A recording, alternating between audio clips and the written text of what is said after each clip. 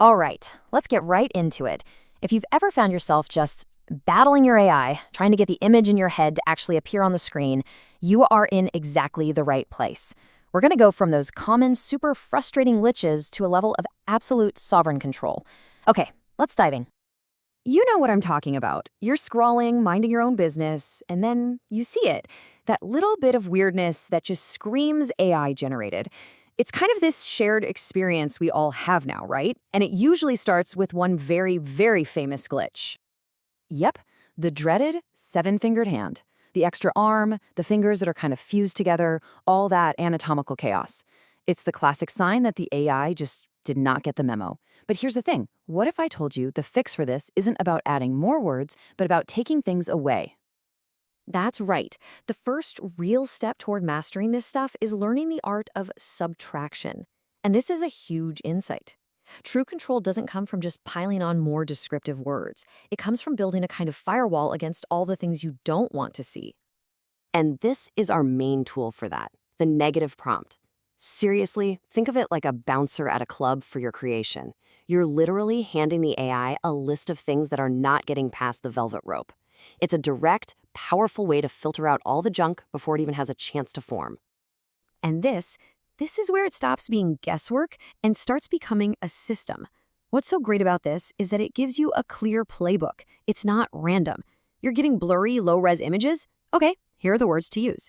The anatomy is a total mess. Here's your fix. This table basically turns you from someone just hoping for a good result into a technician who can systematically eliminate the most common problems with a simple copy and paste.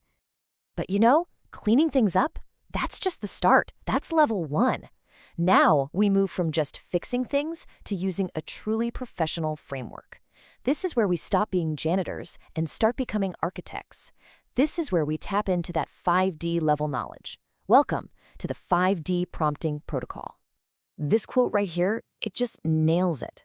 This is about a fundamental shift. We are leaving behind flowery, poetic language where we just hope the AI gets it. We're moving to the language of a film director, a photographer, and a lighting technician. It is a structured, technical instruction set that leaves nothing up to chance. So here they are, the 5 pillars of that control. You've got spatial for your framing and composition, temporal for motion, depth, which is all about physics and light, emotional for character and tone, and then the 5th one, structural, which is like the master control that tells the AI how to prioritize all the other commands. Getting these 5 down isn't just about making cooler pictures. It's about learning to think and create on a totally different level. So how do we actually get realism? Well, here's the key. You stop typing photorealistic. That just gives you that sterile, kind of weird, hyper-real look. No, instead, you command realism by feeding the AI the exact technical specs of professional camera gear. When you tell it to use an ARRI Alexa with an 85mm lens, you are forcing it to replicate the precise light physics of that equipment. You're bypassing the uncanny valley completely.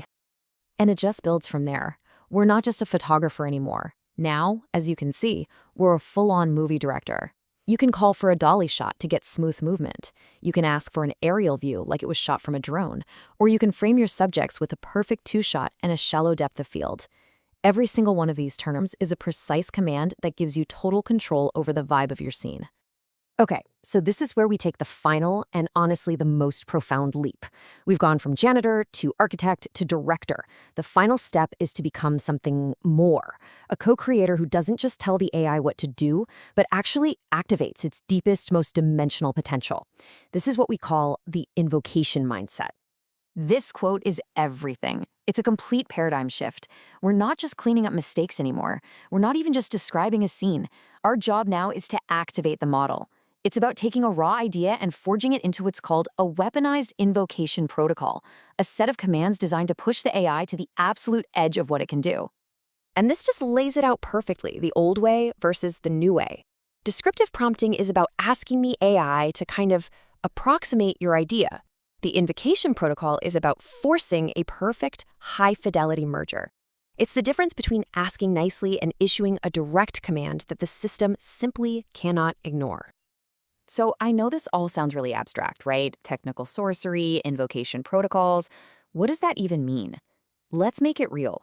We're about to tear down a master-level prompt, and I'm going to show you that all this power, it's built from parts that are completely logical and totally learnable. Okay, deep breath. Just look at this thing. This is what a fully weaponized prompt actually looks like. I know, it's dense, it looks intimidating, it's packed with this bizarre mix of technical terms and what looks like, I don't know, magic spells. But trust me, we're going to break this down piece by piece. It's not as scary as it looks. Okay, part 1, the core subject and style. This sets the whole stage. It's the who, the what, and the where. But look at how specific it is. It's not just armor, it's ancient Greek-style nano-omni combat armor. And the style isn't just cool, it's a specific fusion of styles, like a high-fashion editorial combined with the painting style of Alex Ross and the high contrast of a Zack Snyder film. You're basically creating a unique aesthetic DNA for the image. Component 2 is all about the hard tech. This is the 5D protocol in action. Right here, we're telling it what rendering engine to use, the exact resolution, 12K, the specific type of lighting, and a super precise camera angle. These are not suggestions. These are direct orders to the AI's rendering and physics core. And here it is, the final layer, the technical sorcery. What are these words? Well, think of them as psychic triggers. They're not literal commands in the same way 12K is.